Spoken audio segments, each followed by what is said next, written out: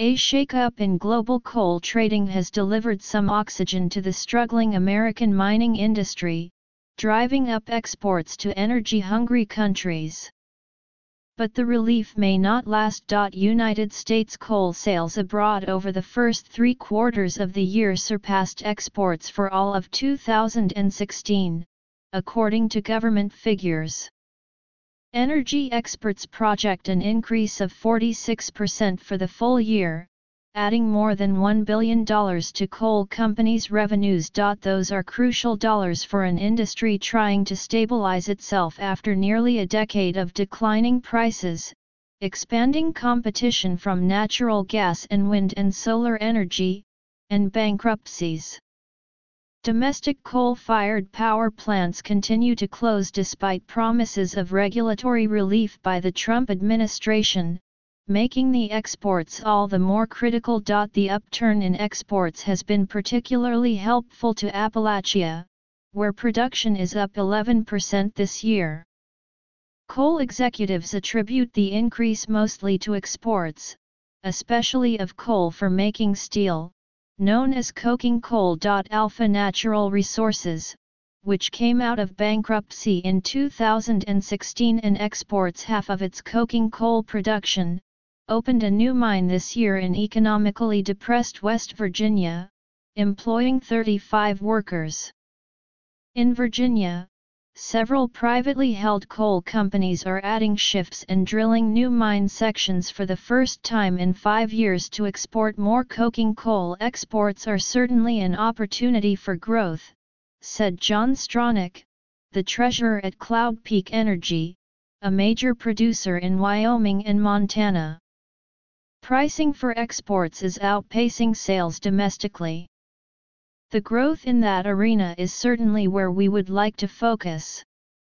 With global prices for coal depressed through most of 2016, Cloud Peak Energy dropped exporting entirely until the final months of the year. In 2017, the company expects to export 4.5 million tons of thermal coal, the variety used for power and heat, to South Korea, Japan, and Taiwan, and 5.5 million tons in 2018.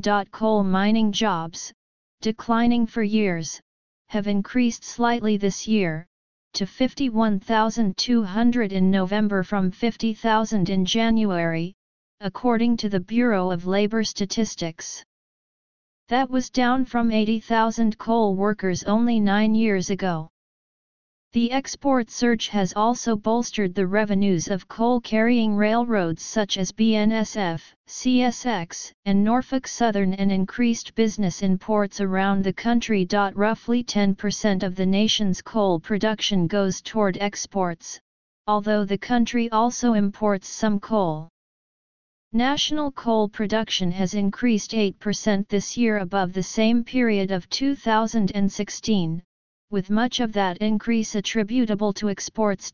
Industrialists and utilities in India have especially taken a liking to heat-intensive coal produced in West Virginia and surrounding states. But countries importing considerably more American coal also include China, Brazil, Mexico, and Germany. President Trump has been happy to take credit for the improving export markets. If you look at what's happened in West Virginia and so many different places, we're sending clean coal, Mr. Trump said at the White House this month. We're sending it out to different places, China. A lot of coal ordered in China right now. So a lot of things are changing. The relief, however, is only partial. Exports this year will still be roughly 37 million tons below what they were in 2012, when they peaked at 126 million tons. The benefit may also be temporary, since this year's increase has been driven at least in part by events overseas. A cyclone knocked out mines and railroad lines and interrupted coal deliveries for months after hitting Australia in March, forcing China and other Asian countries to turn to the United States to replace lost coking coal. Australian production and exports are slowly returning to normal. Producers in Indonesia, another major Asian exporter, had idled several important mines in response to falling prices but are reversing course as prices rise. The most lasting change, at least potentially, has come in China, which in 2016 decided to cut mine production capacity and rely more on natural gas. The government feared that many inefficient coal companies would go bankrupt, resulting in mass layoffs and financial stress for state-owned banks that lent them money. A 15% production cut this year increased local coal prices by 40%, according to the International Energy Agency, leading to surging imports and higher global prices. But how much China will continue to import remains an open question, with some officials pushing for import controls. A surge in coal imports in India is also in some doubt, as the country builds more railroads between its mines and power plants, and as the government pushes forward with plans for greater use of solar energy. Nearly every country pledged at the 2015 Paris Climate Conference to cut carbon emissions, which means replacing coal with cleaner fuels.